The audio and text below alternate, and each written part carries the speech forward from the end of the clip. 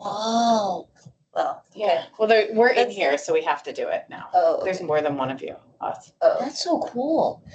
I didn't realize it was a touchscreen. Last time I was here by myself and I was just like, I'm just gonna not. That's nice. That's so cool. Okay, I'm gonna And then- join into, We just click that on when we're ready. well, actually, it's taking us right now. We're Oh. audio. Can who's 207? Can you hear us? Is that one of you guys? Well, that's James. Yes, it's. Okay, great. You guys can hear us. Okay, thanks. Everybody. I'm gonna mute Thank because I'm you. gonna load on my computer, and I don't want to have a lot of background noise, but we'll be back on in just a second. Okay.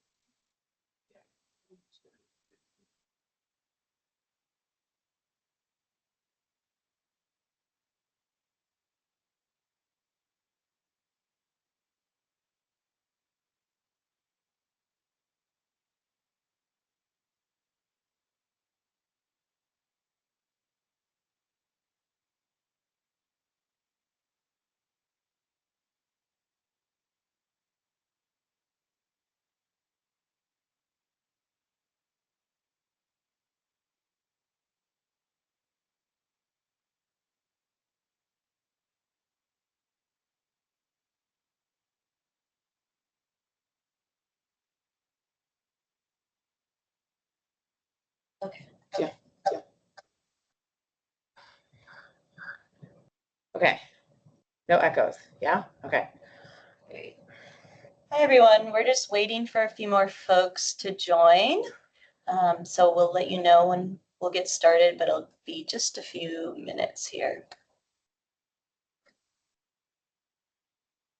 6. Oh, maybe 7.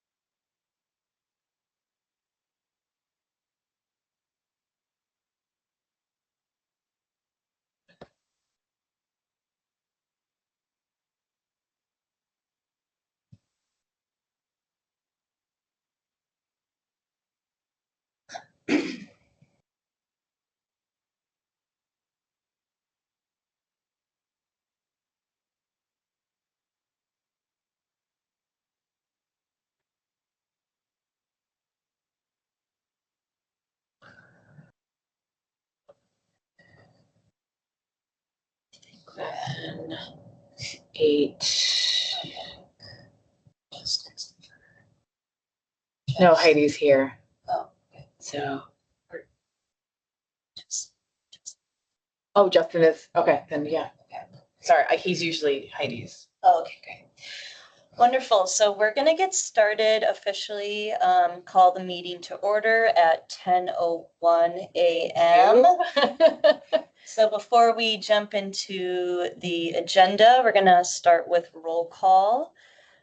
First on our list, Katie Rooney. Here. Great. Myself, Abby Seitz is here.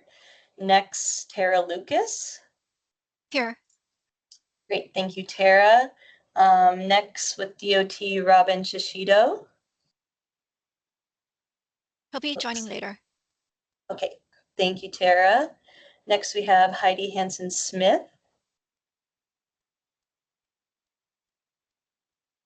Oh, sorry. I'm here. Hi, everyone. Trying to find my camera. Great. Thanks, Heidi. Thank you, Heidi. Next, we have Audrey Hadano. Looks like Audrey is not here. Next, Ian Hirokawa, who is also not here. Next, we have Leah Laramie. Does not look like Leah is here yet. Moving on, Christopher Yunker. Shanna, are you here for Chris? Yes, present Okay. for Chris.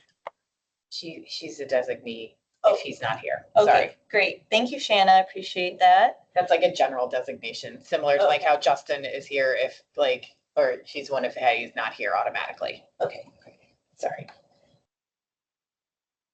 great. Thank you, Shanna. Next, we have Sierra Whiteside.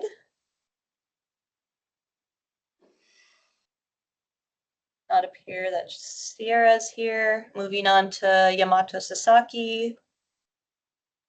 Oh, I'm here. Hi everybody, it's James. I'm here for Sierra, and Sierra just advised me that I will be attending these meetings from now on. I am James Labrie. I am serving as the Vice President for the Hawaii State Council on Developmental Disabilities. Okay, great. Thank you for joining us. I will reach out to Sierra because we need to have her send that over in an email officially, but we've had it in the past, so I'm not too worried about it. I think we just need to make it more official. So, great. Thank you. This Okay. is Katie. All right. So, Thank you. Thanks, James, for Thank joining you. us. And then Thank you, no Yamato. problem. Great, we have Yamato here with us. And then for the County of Kauai, I know that we have Melanie DeMello. No, Melanie's from Hawaii County. We Hawaii have County. Kevin, right? Or, no, not Kevin. Where, I saw your name, Keith. Oh, sorry. Keith is the new one, Yes, right? I'm here. Yep, it's Keith. Hi, Keith. Nice to meet you. Nice to meet you all. Thanks, Keith. And then Melanie, are you here? Yes, I'm here. Great, thank you, Melanie. And then Kurt Watanabe with Maui. Not seeing him. Okay, does not appear Kurt is here. Then we have a few more. Thomas Noyes. Here. Great, thank you, Thomas. Then James Burke. I'm here. Great, thank you, James. And then we do not have Jessica Thompson, but Justin Menina, you are here for Jessica, correct? I believe, yes, I coordinated with her. All right, we've now hit quorum. Okay, great, thank you. Then just a few more. We have next Jean Torres. Does not appear we have Jean. Then Senator Chris Lee or someone from his office. We do not have. Then lastly, Representative Darius Keela or someone from his office.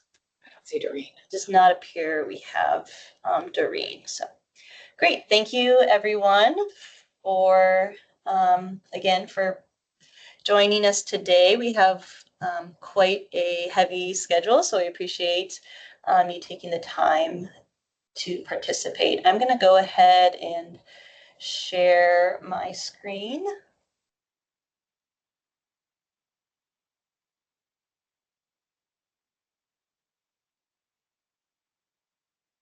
Doreen is here.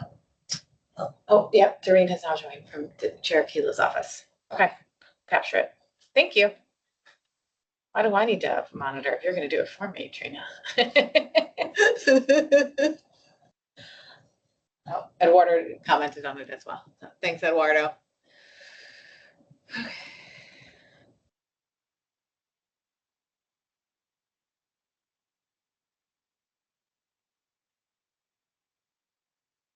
Great.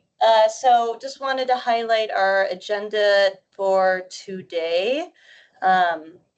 We have no old business, and so at the forefront of our meeting, we'll be having a presentation from Trina Becker about her work in Ka'u, which we're really excited about. And then we'll be getting into the new business items, including HDOT's Energy Security and Waste Reduction Plan, different regular updates around meeting the law's mandate, as well as updates on future speakers, and then providing a time to have open forum and announcements. So with that, I'm going to turn it over to Trina Becker, who is with the University of Hawaii Center on Aging to talk about her work in Ka'u. So I'm going to just take a second here to switch presentations.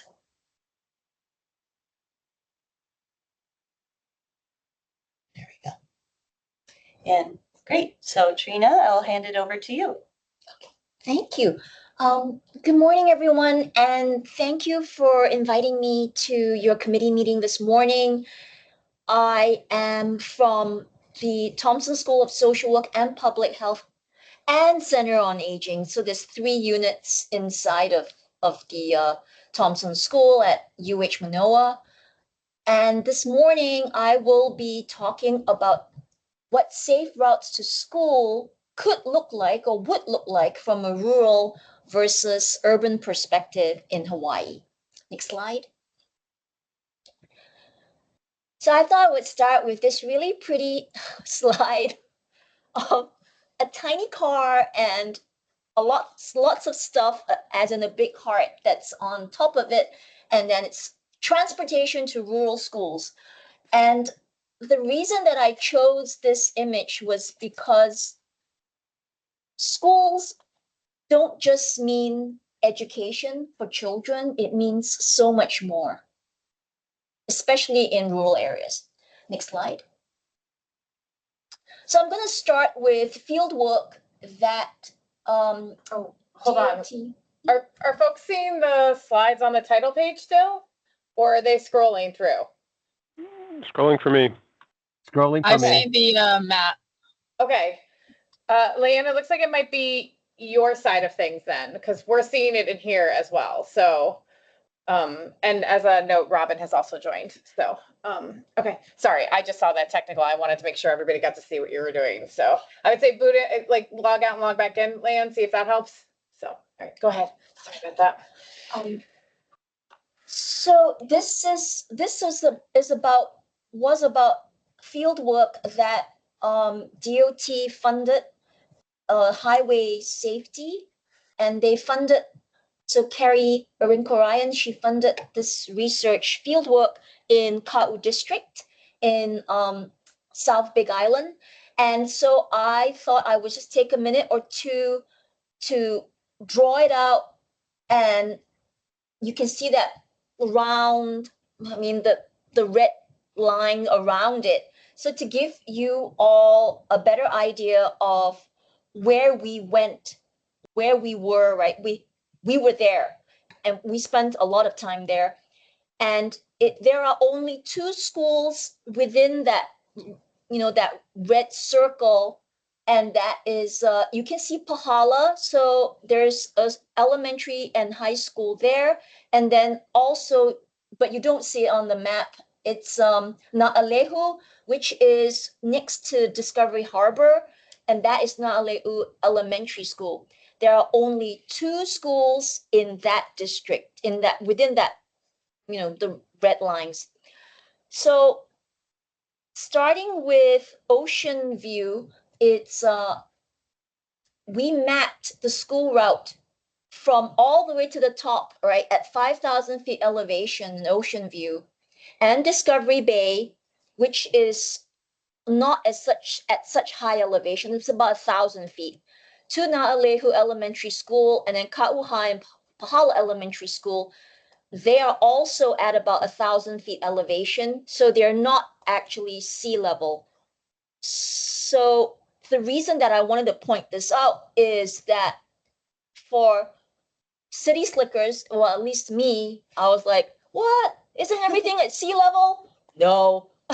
So then there are implications for weather, the temperature, and children waking up early in the morning to go to school. So it's a different, I guess it's a different way of looking at things, like a child's routine every morning. Next slide. So continuing with Ocean View Estates, I think that a lot of people would not know much about Ocean View Estates, and also if they do, they would have probably a different perspective. But just to go back in time, how it all started, it is unincorporated. It's the largest subdivision in the US. It's 18 square miles with 11,500 1-acre parcels at up to 5,000 feet. That's so 5,000 feet is the highest point. There is a lot of poverty there, although some people know it as being able to live off grid. You're able to live off grid because there's a lot of poverty, and a lot of people further up, higher up in the elevation, not so close to Mamaluhoa Highway, they are poorer, and so it's just build your own shack, junkyard as a home, shipping container on lava fields, and you live off the grid, literally and metaphorically. Not because you choose to do it. It's if you are able to afford it, to have your own solar panels and your own water. So people first started building on their parcels in the 1950s. The developer then had to establish a trust fund to pave and maintain roads across lava fields. So I'm going to come back to this point later, because paving roads, it's like it's hardly paved. So this affects transportation like cars and buses moving on those roads. They ran out of money in the late 1980s. So that's how unfortunate it is over there or up there. There is legally no support or from the county or state because it's unincorporated, it's private, it's a subdivision all on its own. So it's barely paved roads, as I said earlier, and barely any streetlights. The further up you go away from Mamaloho Highway, there are no streetlights, zero. So when you think about children, that's a safety issue. And not only is it a safety issue, it's about it makes it more difficult to wake up in the morning to catch the school bus. Next slide. Here's an example. Here's a photograph of living conditions in Ocean View Estates. It's families of people are living inside of the abandoned, these junkyard vehicles. Like each one is like a room. And up over here, there isn't any electricity and they can't afford to build solar panels. So they're pretty much living in absolute poverty, in darkness, no electricity, and also no refrigeration for food. They can't cook and store food. I mean, using electricity. So then next slide is not all of Ocean View, but that's pretty bad way up in Ocean View. And then now we move down to Discovery Bay following the school bus in the morning. This is Discovery Bay, and this is one of the two roads to school. The other road is Mamaloho Highway. And it is pitch black darkness. And this is a school bus stop that the children built on their own. So they made a little wooden bench, and then they found the little signal, the light to show that this is where the children are. The narrow road does not have streetlights.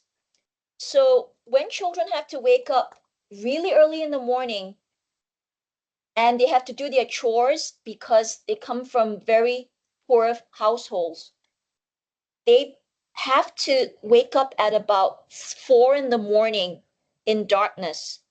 And in winter, it gets down to, the temperature falls to 50 degrees. And then they walk down lava fields in their slippers or Crocs, and then they wait for the school bus. Or their parents might drive them to the school bus stop. But their parents are also really poor and can't afford fancy cars. So they could be driving a Lemon and it could just break down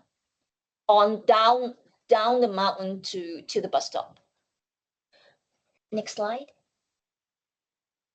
So that was about how difficult it is for children in Ocean View and Discovery Bay to get to school. At least, I mean, from the car to the school bus. Then moving on to the next piece of field work that we did and funded by DOT, by Highway Safety Office, is Lahaina, Maui Island. This was based on a question that I was thinking about a lot, is what happened to children who were displaced? There are 4 schools, or were 4 schools in Lahaina. And what happened right after the wildfires? Because this was the burn zone, and so there's a lot of ash, and so there's air pollution, and it was not safe for the children anyway to go back to school. So they were displaced from Lahaina and their schools for a long period of time. Based on my research, studying all the data that was collected from 2 years ago till now, there has been very little about school children, because most of the data collection was focused on adults in the household. And so the assumption, which I think is a fatally flawed assumption, is to think that if this household is under stress based on variables X, Y, and Z, these are adult related variables. We cannot assume that that's the same thing that the children are feeling or experiencing. So that was why we did field work in Western Central Maui in early this year. Next slide. So here you can see, and because this is only a 20-minute presentation, so I wanted to I guess, make it a little bit more macro. I couldn't really get into the weeds for this presentation. If you think about it, wildfire displacement to new schools, 4 schools gone, right? Regardless of how long it took for them to come back. 3 have come back pretty quick, but the 4th, they're building an entirely new campus. But every single day mattered, because then children couldn't go to school. And so parents made their decisions where to place their children in schools. And it was a hard scramble based on interviews with parents, which school was available for their children, and also how were the children going to be able to commute to school and go home every day. So to represent that, here's this map that tells you, well, today, right, the estimated commuting time one way from Lahaina to schools in Central Maui and in Kihei. So that would be South Maui. You can see from here that there are various ways to get to school and to get home. And this is also based on any time of day, right? It's on average. This is not based on peak commuting times, such as first thing in the morning. And if you take a look at the red line from Lahaina to Kihei, that's 90 minutes to 120 minutes one way. But that highway, as I'm sure you've all driven it, that's it. It's just 2 lanes. And then the US Army Corps of Engineers, they're clearing debris. And they're burying it somewhere near, it's near Oluwalu on the map. So that is children, they got to go to school, whether their parents are driving them or they're taking the school bus or the public bus. There's a lot of traffic involved for that red line. And then also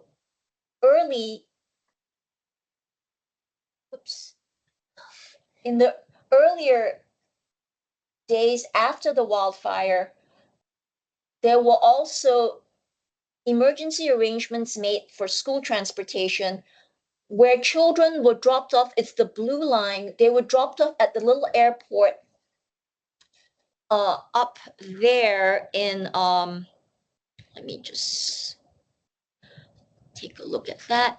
In Kapalua, there's a little tiny airport. And so there would be buses waiting for children at Kapalua Airport, and then they will go up and around the blue line to get to Central Maui. And because Central Maui near Kahului has the most schools. Next slide. Now, when we take a look at only Central Maui, regardless of where the children are coming from or going to. Central Maui is considered, I would define it as more urban with great infrastructure. So there's a great physical and built environment within a 1 mile radius of school. So yay, it's a safe route to school. So I followed that school bus after school. So starting at the 1.5 mile from school, after the end belt, the bus drops off children at the unmarked shoulder. At the unmarked shoulder where parents are parked, and then they pick up their children from school. And so what I'm trying to say is that beyond the 1 mile, well, actually at the 1.5 mile mark radius from school, it's households or parents have to start making arrangements to pick their children up. So it's not an easy thing. Children are not able to just get on the school bus or walk home or ride a bicycle. So parents have to schedule and plan everything and then wait for their children. Then also school children have moved back to Lahaina but attend school in Central Maui or South Maui in Kihei. They then continue to remain very car or bus dependent and have long commutes. And everything has to be synced up perfectly. If not, they're going to miss things or be late or get caught in traffic. And then when the children get home, they're tired. And I don't know if they have any energy left to do their homework or study. And next slide. So what I'm trying to say is here are some rural school safe routes to school considerations for us to think about. Because of the physical environment on Hawaii Island and Maui Island, family household, parents and children are car and school bus dependent for child safety.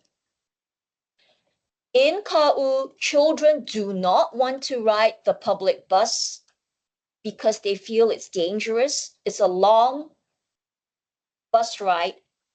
And they said to me, stranger danger. It's a really big bus and a long bus ride. So they would much prefer to be on a school bus or in a car, getting to school and getting home from school. There is very little shoulder space and almost no street lights on the highway on both islands, so both counties, and no streetlights Mauka and Makai off highway. So riding a bicycle or walking to school is highly unlikely, to put it mildly.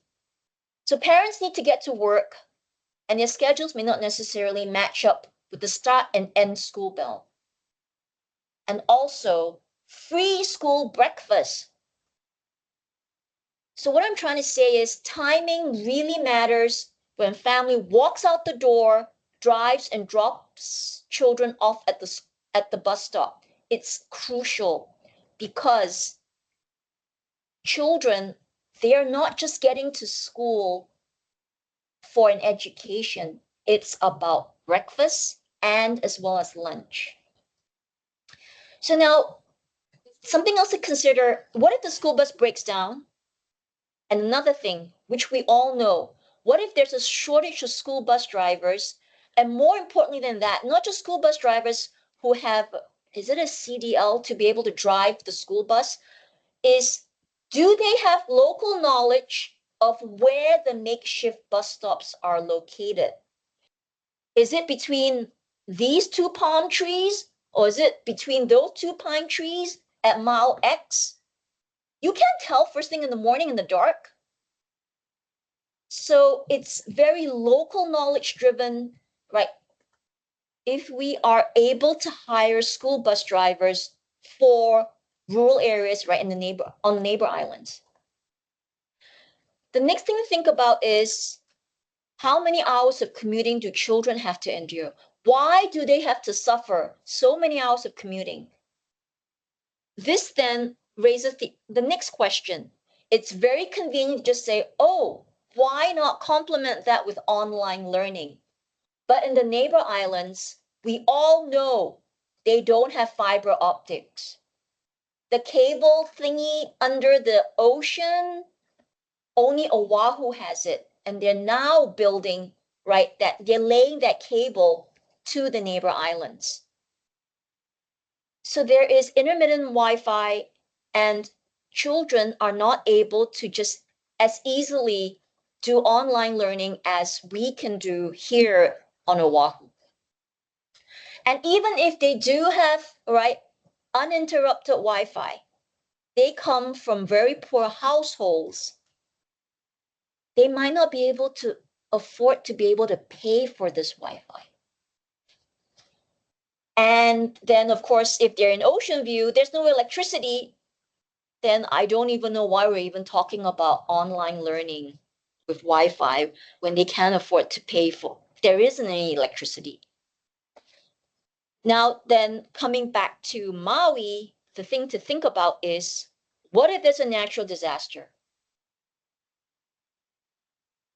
And this would then affect not just the neighbor islands, but also Oahu Island. Consider the tsunami. What if we did have a tsunami? I don't think we're thinking about the disruptions to children's lives and getting to school for an education as well as for school breakfast and lunch. So we need to think about this more. I mean, I think we're just still stuck thinking about grown-ups. Like in Maui, do they have jobs? Do they have housing? Is there affordable housing? Is there less Airbnb, more Airbnb, less rental, more rental? What about the children? And also, the other thing that we need to think about is children's lives, after-school programs. Are the after-school programs in school, located on school campus, or are they located someplace else? They need transportation with that. And we need to be able to time everything to be able to get them to where they want to be, need to be, and to be enriched. So that's that bullet point. And then the next slide is to contrast that, right, is transportation in urban schools. It's because of the physical and built environment in urban Oahu, parents and children, we can afford to consider more modes of transportation to school. We have the opportunity to consider different permutations, multimodal transportation, right? Bicycle, walk, public bus, right? Or public bus, bicycle, walk, or school bus, walk, parent drop off and pick up if child misses the bus. This is just wonderful, and we should not stop thinking about that in an urban environment. But I guess what I'm trying to say is they're just different things to consider, urban versus rural. And next slide. So takeaways. School, safe routes to school needs to be reconsidered on our neighbor islands. The unit of analysis should always be the household broken up, parents and children.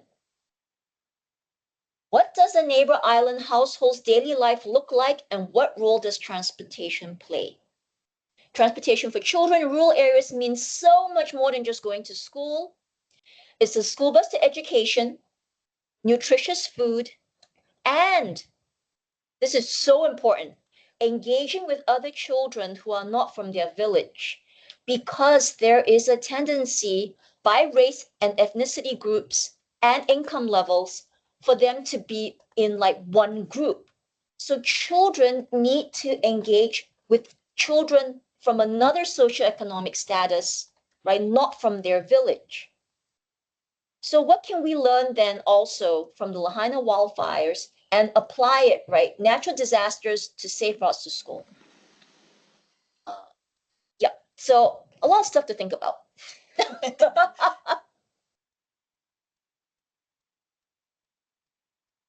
Great. Thank you so much, Trina. We really appreciate your presentation, and I think it's really, yeah, very timely to, be considering what the work of Safe Routes to School looks like in rural areas and especially post natural disaster. So I wanted to open it up to the committee. We have about 10 minutes for questions, and so wanted to see if any of the committee members or just general attendees have questions or kind of thoughts for Trina.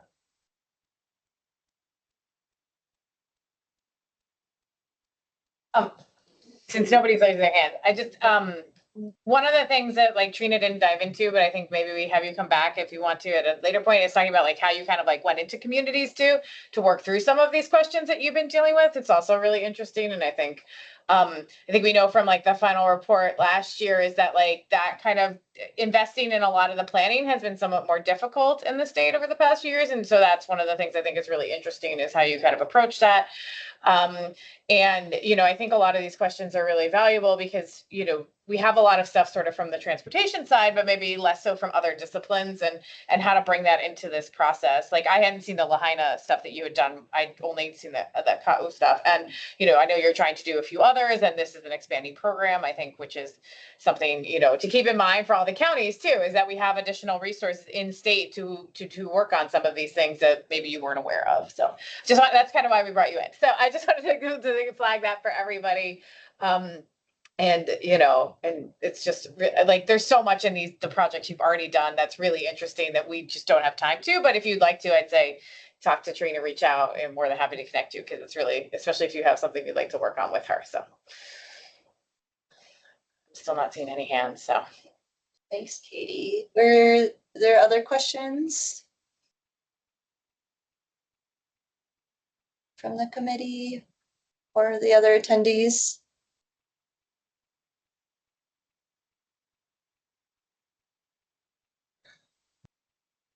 Good. Justin, I saw you on mute. Did you have anything? I did not unmute. My apologies. Okay. But actually, I do have one question.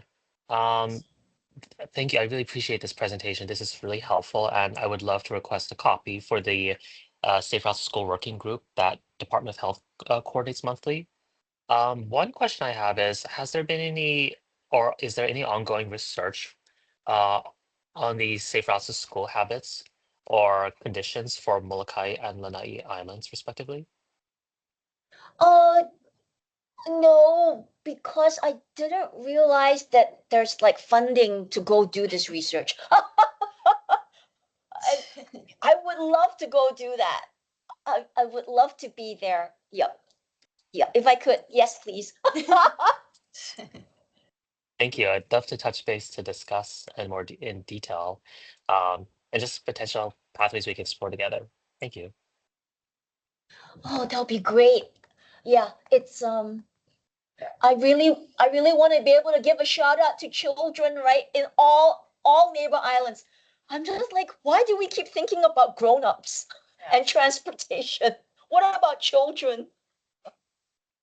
yeah, I mean, I think it's one of the overarching things that doesn't, right? A lot of our transportation stuff is really still oriented around commutes, like the data, the modeling, all of that. And, I think you raised a lot of really great issues that even I hadn't considered more recently about like some of that and how adapt to it. So I think, noting that like in the future, some of the planning funds might be available for this type of in-depth analysis, particularly from like the counties and the state on their facilities. It's part, that was one of the recommendations from the report last year, was to invest more in sort of localized planning. And I know some of the counties are working on it, and Oahu MPO has a project on it too, but keeping in mind that there's a lot of different ways of approaching that. We are a diverse state, and and I, even in the urban space, like I know like there's a bus that serves my kids' elementary school that runs from further away, so from downtown, but it shows up 5 minutes after the tardy bell. So every day, I think these kids are late because the one before it comes a half an hour and that's not necessarily available to their parents for whatever reason. So I think it's just sort of, even in the urban spaces, like we have some of these coordination challenges too. And I think just understanding some of that, I mean, they have other choices, right? There's other buses they could take, there's other options. But I think it's like, that schedule, like if it just shifted 10 minutes, then these kids would be on time, right? And not a lot of them take it, but it could also be that not a lot of them take it for that exact reason, that like they're more on the 7:30 or the 7:20, which is, a half an hour in the day that they're just hanging out, which is great. The school's open, but, may not be as great for the parents. So, but yeah, so awesome. Thank you so much. And yeah. Thank you, Trina. Oh, the last thing I just wanted to say was that please remember, right? It's not just about going to school to learn. It's also to enjoy nutritious food. Yes. It's food access, healthy food access. Yes. Thank you. I definitely would love to hammer that point home too. So I really appreciate that. And yeah, thank you, Trina, again for sharing your research with us. I personally learned, I learned a lot, and especially from just the considerations around not only for getting students to school within that 1 mile radius, but like thinking about outside of that radius. So again, really appreciate you sharing and your time and your research with us. Great. So I'll return now to kind of a regular schedule of for the Safe Routes to School advisory meeting items. And the next on our list is just kind of wanted to flag for folks around DOT's energy security and waste reduction plan. I'm sure most folks on the call already know, but just wanted to make sure that everyone was aware of this draft plan that was recently released by DOT that essentially outlines different actions and strategies to reduce greenhouse gas emissions through electrification, as well as investments in multimodal infrastructure, among other strategies. And so wanted to highlight one that the DOT is collecting comments on this plan through the end of the month. So if you do feel so inclined of being able to review and provide comments, I know that the DOT would really appreciate that. I also wanted to just kind of offer up for discussion while we didn't have enough time to put it on for an official vote.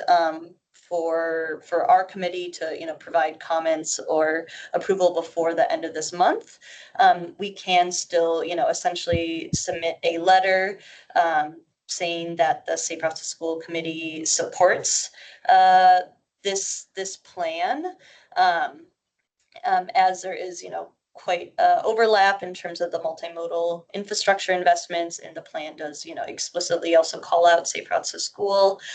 So I just wanted to offer that up for discussion and see if there was interest from the committee to include this as like potentially an item to vote on for next month's agenda, to essentially submit a letter outlining our support of the plan. So just wanted to offer that up now for input from the committee. And just to clarify, Abby, we wouldn't be providing comments. We would just be sort of saying a letter that says like, Yes. we're excited to see Safe Routes to Schools be part of this whole, and the committee, just wants to, provide support for more investment in things that help Safe Routes to Schools, and they seem to be in the plan, right? Okay. Yes, thanks for clarifying. Rather than comments, which are Yes. this week and this month, and that's Yes, more it like wouldn't be an update. necessarily feedback, but just Sure. overarching support.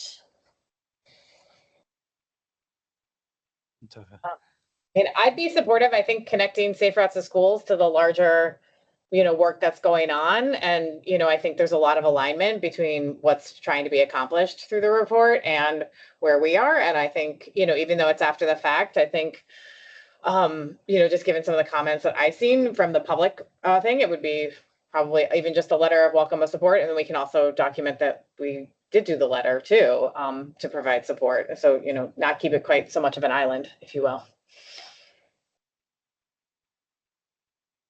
I James. also, this is Yamato. I'm also in support of writing a letter saying like maybe we support the intent of reducing greenhouse gases, something like that, like a more general. Okay. Thanks, Yamato. And yes, we have the comment from James that in general, okay, but need to read the plan first. So yeah, I think that would be the idea, that we can put it on for the agenda for next month, but and that'll also offer time for folks on the committee to, you know, review the plan. But yeah, to Yamato and others' points, we can, you know, word it to keep it fairly general. Yeah. Because it is a very long plan.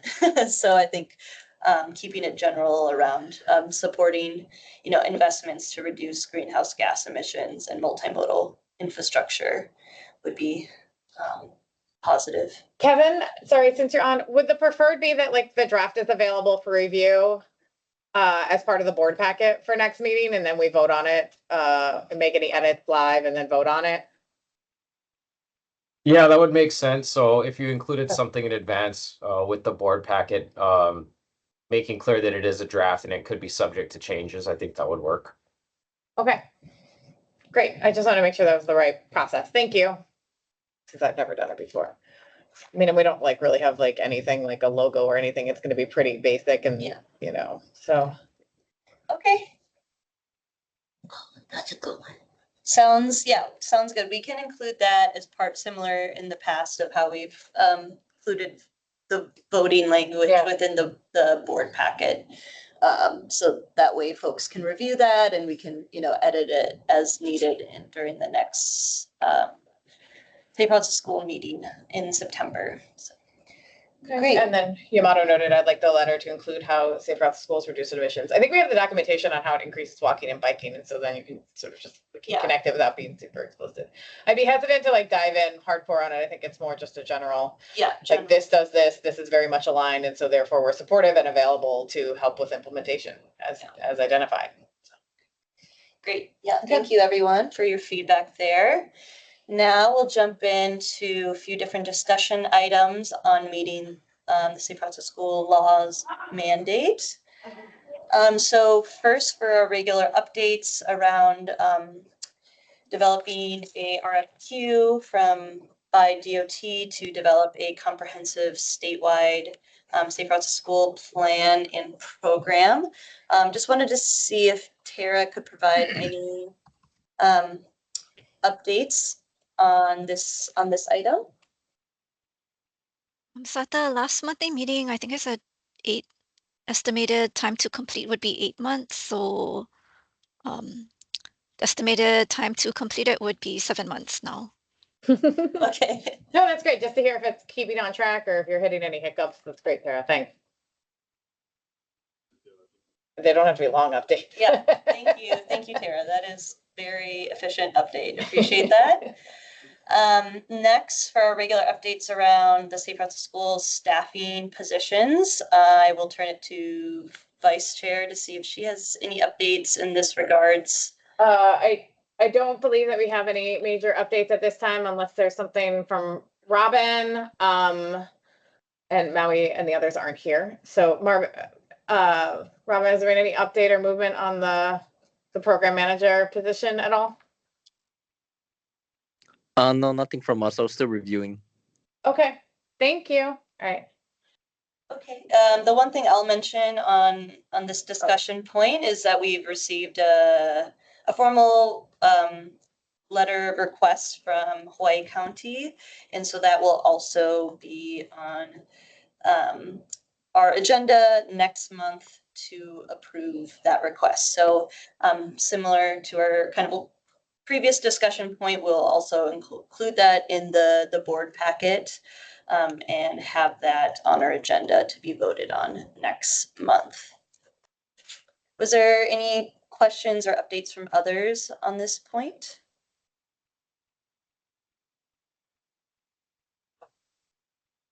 I have a question. Should the other counties or the departments submit a similar letter?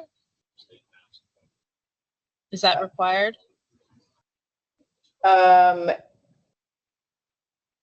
If you would like money, yes. That's kind of how it has to be authorized. It's not that much different than the one you guys provided as backup funding earlier this year. But yeah, if there's a looking forward, then yeah, that's the way that it gets authorized, is through this process. Okay, so like the DOE should submit one as well. I can let them know if. I've been reaching out. I've been talking with them. I don't think they're prepared to say at this point because there's new staff, but we've been working through like what that could potentially look like. Similar to like with HDOT, like Robin's got a job description, and hopefully we could get through that process. And then we've been speaking with people on Maui as well, but like they're all tentative, so I don't want to speak for them being like, yes, they're going to submit, because like they're not clear what that looks like and under what circumstances and how that works. It depends on where they're at and who's going to host and stuff like that. So they're more nebulous, but all of them I've been in conversations with about how we potentially do this and under what they need. I guess I'm still leading this section of the work, which is fine. I mean, I've been trying to help. I mean, I think, again, our recommendations last year were really to get, and I think the law really pushes for this, is like a network of FRT staff who are all able to work on these things and create, do the planning and apply for certain things and figure out the projects, and that is not, and then having that sort of comprehensively is kind of important. I think there's also like activities, particularly in the act, that are outside of, for Tara, are outside of her job description. And so recognizing that, it's not meant to be an unfunded mandate. And so the committee has made resources available to help with that. And so we just need the request and sort of moving forward. So. Thanks, Yamato, for that question. And I think it'll be probably helpful to see the letter that Hawaii County put together as reference for future kind of efforts similar to funding Safe Routes to School staffing. And thank you to Melanie for putting that together. And please encourage everybody, like I think the committee as a whole, like we have allocated money for it for a specific amount. We can't just like give the money away without any requirements. There has to be a specific request, is basically how it plays out. Great. So next, I know we don't have too much time left, but wanted to just highlight, and especially if folks weren't in attendance at last meeting, but as most of you know, the committee did approve the list of projects that are shown here on the screen to receive the initial $8 million of Safe Routes to School funds. And then we approved another project list that will receive additional monies as they become available. So I guess just wanted to put this out for both highlight that and thank Tara, who has been in the process of reaching out to the county Safe Routes to School coordinators to receive additional details on these projects, to kind of start the process of the setting up the IGAs with the counties to disperse the funds. Woo-hoo! So super exciting, and thank you again, Tara. But wanted to see if Tara, if you had any additional details that you wanted to provide on this process, that would be helpful for the committee to know. And then also just open it up for any kind of other questions around the process of getting out these funds for the projects. So we HDOT requested the title, scope, and location maps for these projects. We received them for all projects except for that last one from Hawaii County. I talked to Melanie, and then Jesse's going to work on it when he gets back. And we are currently reviewing what we received. Great. Thank you, Tara. Tara, hi, this is Melanie. I guess I had a question about this since we're talking about it. Is is it possible for us to see what was submitted for, say, Oahu? Looks like they have the same thing. Various land Yamato, can infrastructure. you send that to Melanie? Sure, yeah, no problem. I'll send it to Thank you. you. The scope Great. and the map. Yeah, thank you. Thanks, Yamato. No problem. I did want to bring up, it's not about these projects specifically, but how the PIG came up with the order and which projects were selected. Is this a good time to mention that? Yeah, that would be a good, yeah. It would be Okay. helpful, Yamato, to hear kind of your thoughts and goals. with Sorry, that. Yamato, before we dive in, I think we need maybe 10 more minutes. So can we make a motion to extend the meeting by 10 minutes? We're gonna, or 15 to 11:15 if people are available. So I'm making a motion that we extend the meeting to 11:15 to get through everything else that's on Abby's agenda. Can I go? I second that. And then Are there any objections or abstentions to that? Hearing none, we will extend the meeting until 11:15. Thank you. But yes, Yamato, that'd be great if you could share. So yeah, I was on the PIG that ranked and rated these projects, and I think through the discussions, that PIG no longer is in existence, right? Because the objective of the PIG was accomplished, so it's like been dismantled. But during this process of selection, I think we realized a few things regarding the metrics and then what kind of details need to be included. And so I'm thinking it would be good to have it written up, like what we've learned through the process. And if the counties want details as to how they were ranked on each metric, then it's good to have that documented. And since there's no PIG currently, I was wondering if like maybe another PIG could get formed or a subcommittee of some sort to work on that. And then we had also discussed in the PIG how it would be nice to have like an ongoing committee that discusses ways of identifying future projects. For example, these recipients are all county, but or and state, but if there were other departments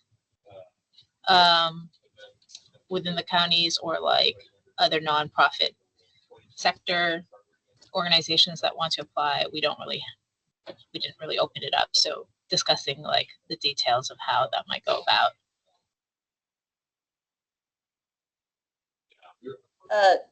And yeah, thank you, Yamato. I think the vice chair has some thoughts on that. So Yamato, I think it's a great idea to document it. I think the question I still would have is that a PIG, like someone has to write it up. So like, do you need a PIG to do that, or should someone just volunteer to write it up? I think it would be great to incorporate that into the final report. So I'm all for it. But I think the PIG can certainly do it, but if you just have a bunch of meetings, it may or may not get done. So I'm not sure the PIG is the right way. They're, generally speaking, it's like 3 meetings with a very defined scope, and that's fine. But again, like, are you going to assign that then within the PIG, or would it just make sense to do it and then provide that to the committee and have the conversation sort of more broadly? And then to your second point about other project sponsors, that's what the RFQ is actually for, is to figure out how to do that. There are a lot of questions about grants, particularly to nonprofit communities that frankly get into procurement law that were kind of challenging. And I think that process and a consultant really needs to figure that out.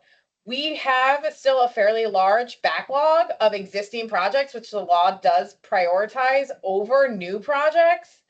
And so I sort of mentioned that because like that's happening in 7 months. And then that RFQ and that project and that consultant is really supposed to tackle that question. I don't think the committee really has the resources or the time. And I say that as the person who probably dove the deepest on it during my time as chair, that like, I don't have the time and I don't think Abby has the time to solve those problems in the interim, and they require some technical support. So I think, we have that on the list of things to do. I don't believe we really have the capabilities to do that. By my accounts, with the approvals of like the 8 million, we still have somewhere around, at a minimum, $40 million worth of projects from the counties that have already been identified from the counties in the state, potentially upwards of like 100 million. So I don't think we're in any rush of burning through that pipeline. So I'm not saying we shouldn't do it. I agree with you. I think we should. But I don't know if this like ongoing PIG or committee process is the correct way for us to go about it at this point in time, when we've already set up a way to do it in the future. And frankly, the questions are more technical and like procurement law and how to execute than, how to get people to apply.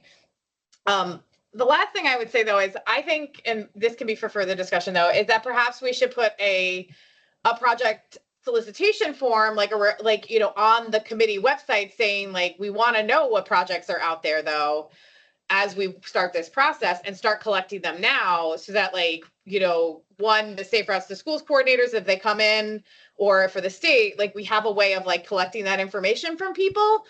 It could be the project form again. Like I think those are kind of the things I was thinking about. But I'm open to other, I think, this is the time to ask these questions about like, how do we document what you guys learned and under what circumstances, and then how do we use it moving forward is certainly fair. I do know Tara, before I flipped over, also requested that there only really be like one project call a year in order to like make sure that they could get to them, like the IGAs and all the stuff associated with them. And I think that's a reasonable request. So, we've identified a bunch of projects, but like that's the planned execution over the next year. And then, we would do this again for the following year. So there's probably one more round before the RFQ and the consultant gets totally set off. But, again, we have kind of a pretty big pipeline of stuff that can be evaluated, and we can make that call maybe more in the spring when we have a better sense of what the new revenue resource looks like and how to best address that. So those are all my thoughts. I'll be quiet and let anybody else in the committee sort of chime in.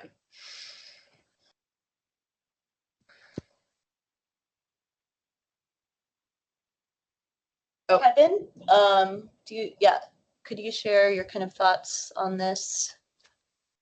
Yeah, so, I think this might be straying a little bit from the current agenda item of the project's update. So perhaps maybe the best way to approach this is to add it to the agenda for one of the upcoming meetings, and maybe have a more robust discussion about it with the full committee. Okay. Yeah, we can definitely, as a next step, just include this as a agenda item for the upcoming Safe Routes to School meeting. So thank you, Kevin, for alerting us on that. So I guess with that, Yamato, we can kind of I'll follow up with you just in regards to your kind of goals around project prioritization, but we can include that as future discussion item. But wanted to see if there was any last comments or questions regarding specifically the update on the process for getting out the funds for the approved projects.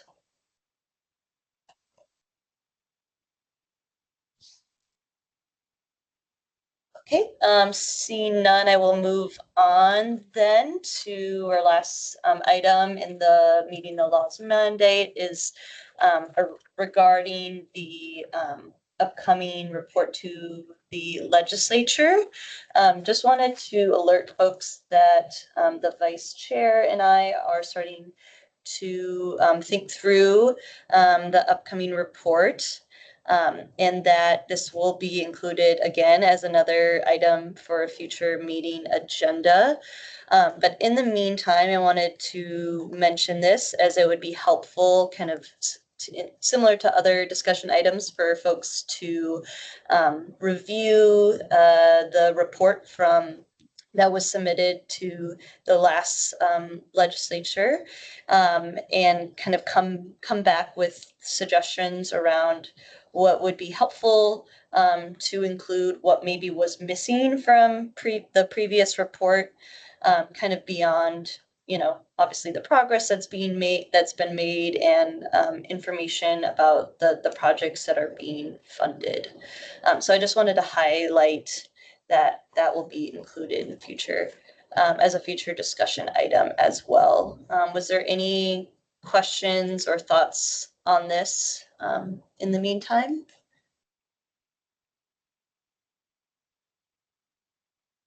I think if folks have suggestions, like they can also send them to Chair. Yeah. She can integrate them into, looking at the outline. Yeah, thank you for that. Yeah, definitely if there's just anything that you already know or have thoughts on, just the general process or kind of outcomes of that report last year, it would be helpful to know. So definitely feel free to email me about that. And then I would just say maybe for September, we'll probably plan to highlight some of like the key findings or whatever at that point in time too, to help. I think we kind of can get to that by the end of September. Yeah. Because I think we need to draft it by October on the presumption it needs to go to review and approval in November for HDOT to submit in December. Sorry, I just wanted to give the time frame. Yeah, that's helpful. Thank you for that. At least that's how it was last year. So I'm kind of going off of that. So Tara, if that's wrong, let me know. Great. No, we can follow what we did last year. Okay. Okay, thanks, Tara. So lastly, just wanted to share that in regards to the speaker schedule, as most of you know, for our September 23rd meeting, we will be holding that call at 2 p.m. To welcome Min Yo, and she is based in Vietnam. So we've adjusted the meeting time for her location in the world, and she'll be sharing on the Star Ratings for Schools program. We've also secured Justin Tyndall, who does housing and transportation research with UHero, and he'll be sharing specifically around his traffic safety research at the October 28th meeting. And then we are also actively engaging and speaking to folks who are working with the Global Designing Cities initiative, and hopefully we can also secure them before the end of the year. So just wanted to mention that in regards to the future future speakers. So I know that we're running a little, we've already gone over with time, but we have through 11:15. So I also wanted to now open it up for open forum from committee members, as well as announcements, just to see if any folks on the call have general announcements that they would like to share. Hi everybody, this is James. Just wanted to know if, and I know we need to get approval from the chair of the Hawaii State Council for Developmental Disabilities for me to keep attending the meetings, but once she does approve it, I just want to know if this is gonna be the same login or the same link for every time we meet, because I will most likely be joining via phone. So it doesn't need to be approved, your designation. We just need to have a written paper that says it. So, we'll reach out to Sierra and get that.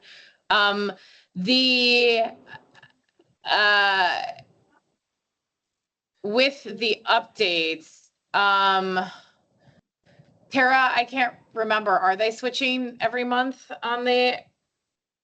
Yes, each Yeah. month's meeting has a unique link and phone number. Right. Or maybe the same phone number, but different code. I'm not sure. But it's a unique. So what I will do is I will call Sierra to let her know that she needs to submit a letter saying that I will be attending the meetings, and then I'll have her email whoever she's supposed to email to make sure that she appoints me to attend these meetings, and you guys can get a hold of her as well. Sounds good. Yeah. And I will make sure that you at least get the invites from our extension. I think it's only I guess it depends. If you become her official designee, so you replace her entirely, we can put you on the invite.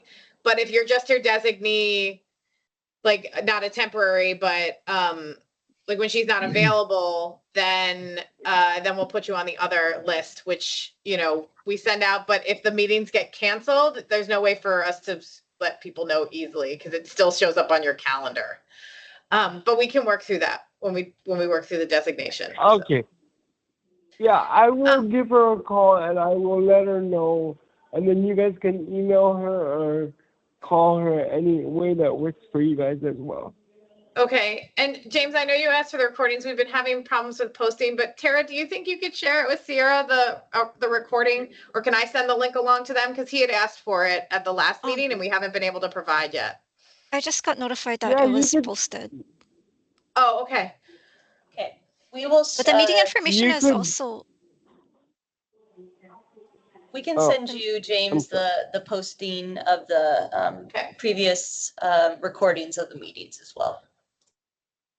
Okay, and then you could also send it to her as well if she's wanting to have it. That's no problem with me. Okay. Okay, great. Thank you, James. Was there any You're welcome. other Thank you. announcements? the information to join the meetings is also always posted to the state public meetings calendar.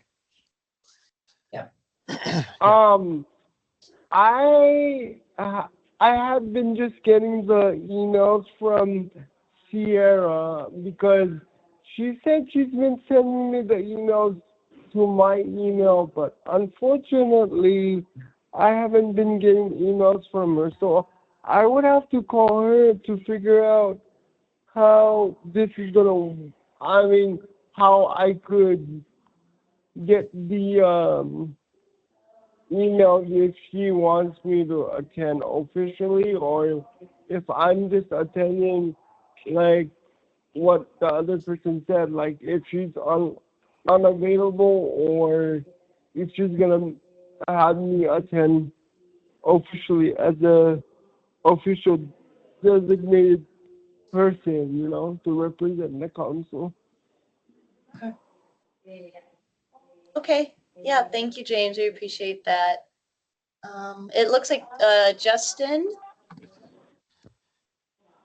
you had your hand raised. Thank you. I had a quick announcement.